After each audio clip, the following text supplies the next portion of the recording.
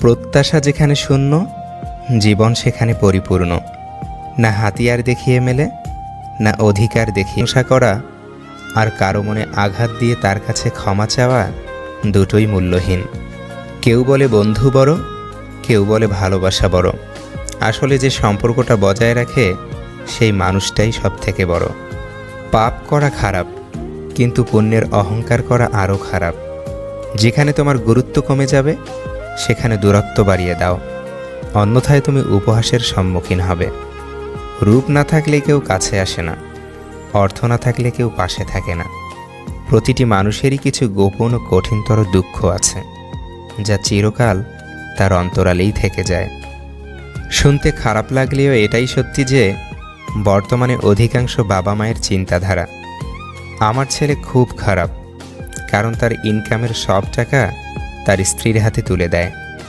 আর আমার জামাই এত ভালো যে তার ইনকামের সব টাকা আমার মেয়ের হাতে তুলে দেয়। ফালতু কথা বলার থেকে চুপ করে যাও, নয়তো কথা এমন বলো সবাইকে চুপ করে দাও। কর্তব্য কখনো চাপিয়ে দেওয়া যায় না, এটা মন থেকে আসতে হয়। আর এখানেই প্রকৃত মানুষের পরিচয় নিহিত। শেষবারের মতো আরেকবার চেষ্টা করে দেখি। পৃথিবীতে এই চিন্তাটাই অনেক সফল মানুষের জন্ম দিয়েছে। কেউ ভালোবাসলো কি না সেটা ভেবে সময় নষ্ট না করে কি করে ভালোবাসার যোগ্য হওয়া যায় তার চেষ্টা করা উচিত।